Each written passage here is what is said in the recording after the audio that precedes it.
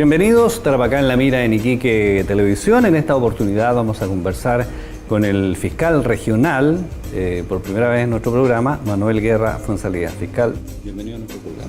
Muchas gracias, Reinaldo. Muy agradado estar acá en este programa y comentarle a la gente que acabas de cumplir 4 años, ¿cierto?, de tu cargo, que son 8, justo la mitad. Y también partir con un balance. ¿Qué ha significado este trabajo? Y tú habías estado antes de la región acá como fiscal también, entiendo, y estos 4 años, bueno, ha sido intenso, harta actividad. Cuéntanos un poco. La verdad que el balance de los 4 años ha sido, yo creo que en general positivo. Nosotros, cuando asumimos, recibimos un encargo de parte del fiscal nacional, que es el que hace la designación, quien nos pidió enfatizar algunas áreas de persecución criminal que él consideraba relevantes para la región, que es una región bien especial, unas características bien particulares, por ser región fronteriza, por ser una región en constante crecimiento debido al crecimiento explosivo, particularmente de Alto Hospicio, con un fuerte impacto en la economía, producto de la actividad minera y lo que es zona franca. Y pusimos nuestro énfasis precisamente en lo que eran los delitos más relevantes de la región: el tráfico de drogas, los delitos contra la propiedad, los delitos contra las personas, entendiendo las lesiones, las agresiones de violencia intrafamiliar, los portes de armas de fuego, los homicidios, y en general aquellos delitos que producen mayor conmoción o mayor interés en la sociedad. Y en eso yo diría que los resultados son más bien positivos. Judicializamos más de lo que se judicializaba cuando asumimos, hemos ido aumentando año a año, hemos sido capaces de lograr sentencias condenatorias en contra de más gente, que es parte también de nuestra gestión.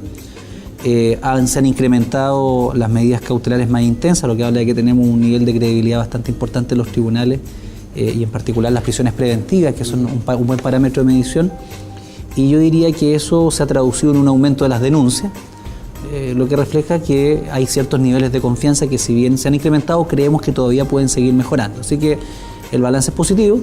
Siento que estamos al debe todavía en la calidad del servicio que prestamos. Creo que la atención que le damos al público no es la mejor.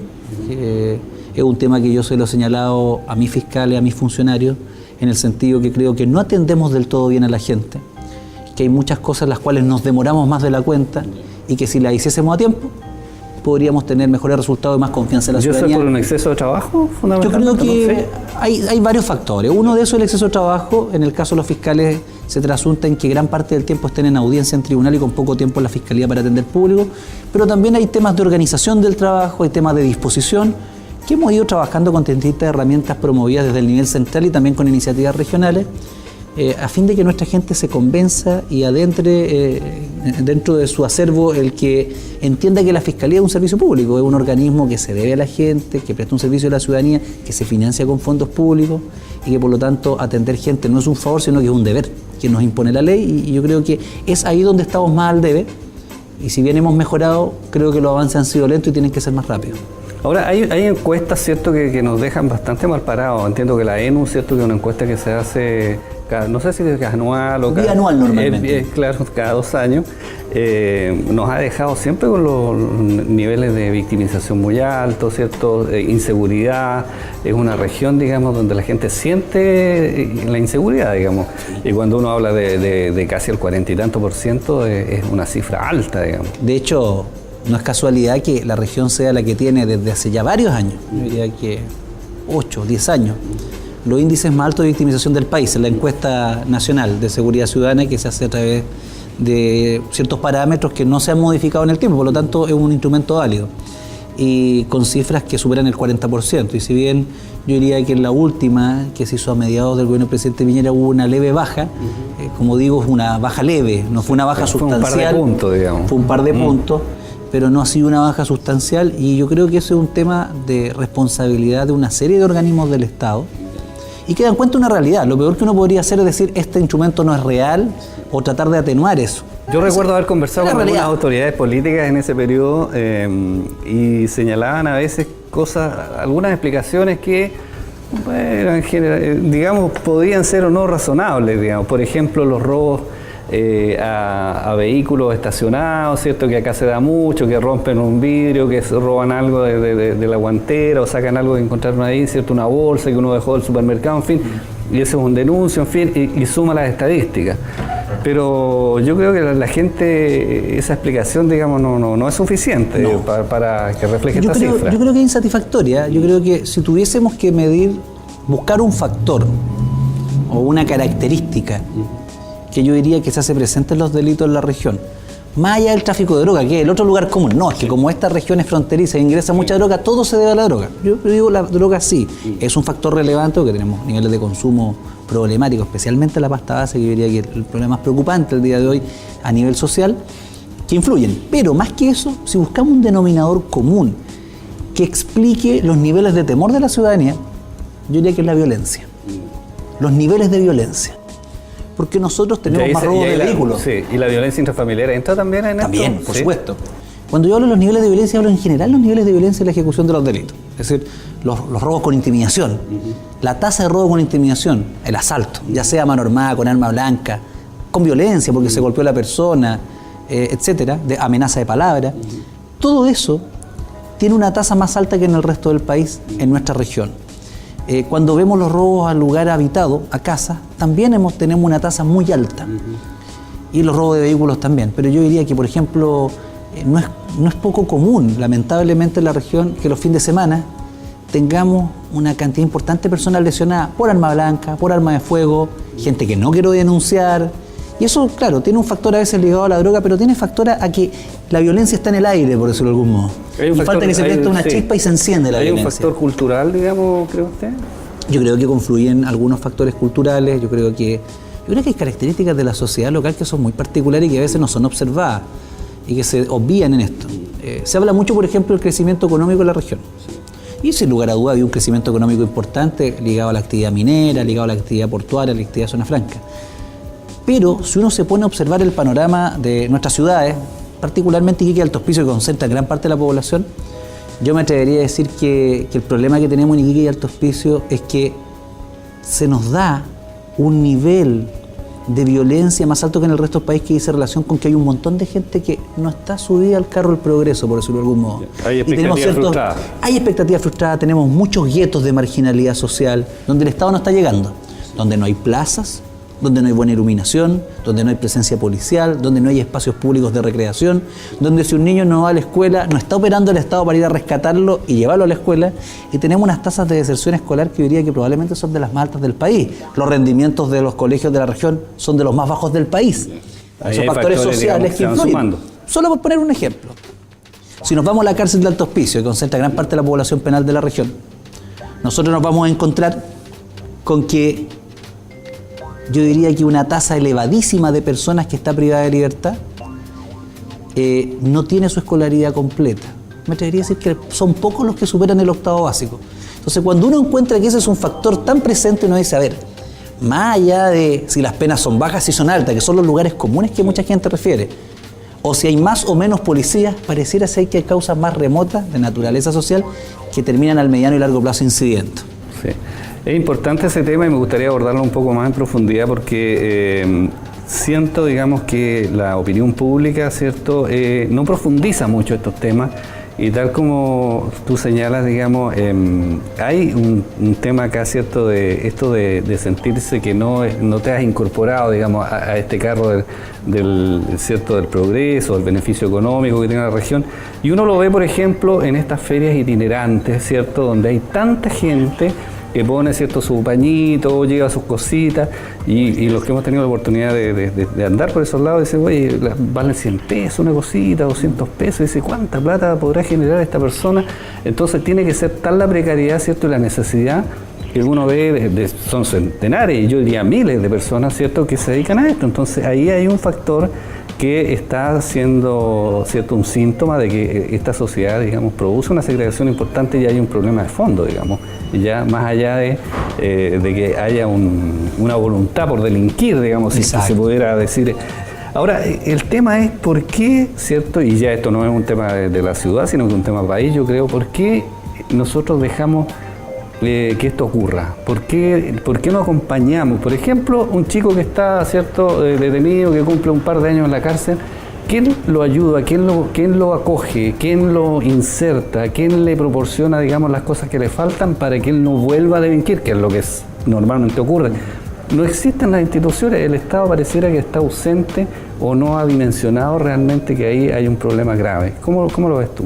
Yo creo que hay un problema, diría, de la sociedad. No le echo la culpa a un gobierno en particular, un problema, efectivamente, como tú dices, de Estado.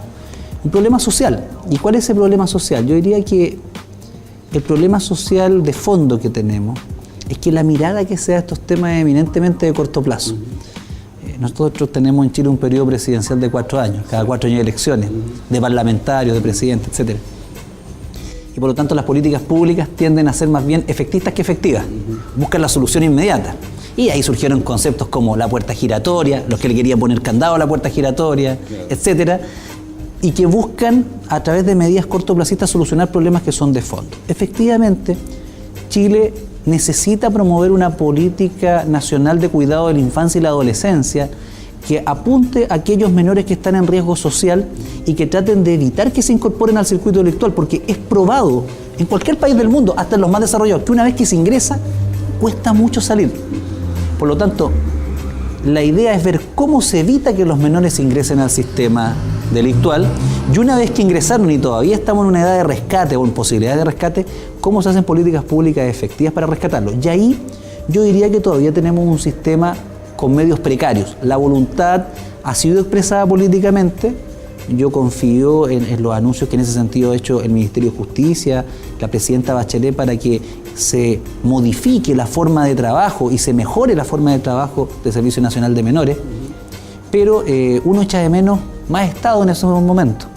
Más Estados previniendo consumo de alcohol y drogas, incorporando esto a los planes de educación. No es parte de los planes de educación en Chile. Por ejemplo, a mí me gustaría que en los colegios de Iquique a los niños se les enseñara y se les dijera, mire, la pasta base de cocaína, que es lo que más se consume en los niveles más vulnerables, produce tales efectos. Si uno lo inculca desde pequeño, así como el no robar, el no matar, y otro tipo de conceptos, probablemente algún acento se haga en esos menores.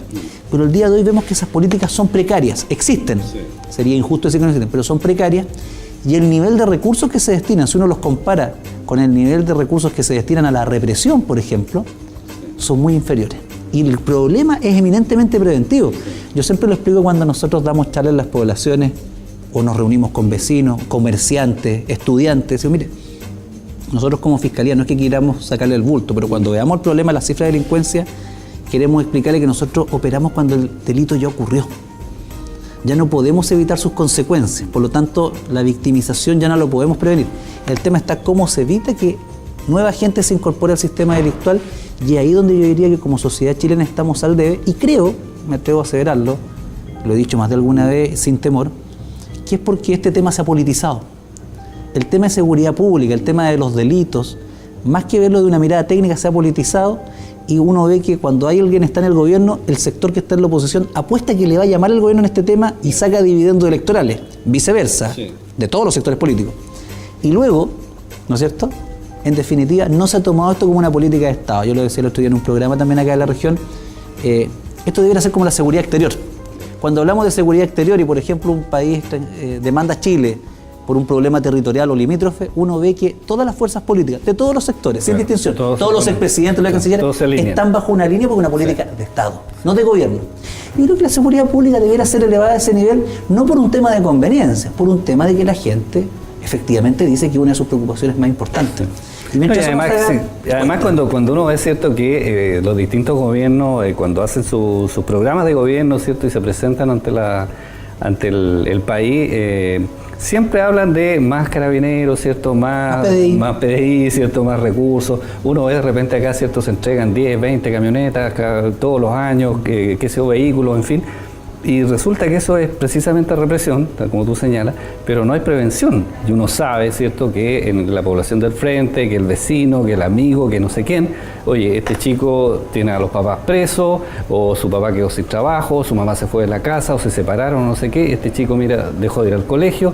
Es un potencial, ¿cierto?, sí, joven que puede ingresar a delinquir desde lo más básico, y ahí ya, bueno, se va produciendo y sin embargo nadie pone atención en ese chico. O sea, ese chico va está destinado, digamos. Efectivamente. Yo lo llamo, nosotros estamos bien en prevención policial, porque hay recursos adecuados y se han ido aumentando por los distintos gobiernos, y en eso hay una política constante que yo digo, no está mal que se haga. Sí.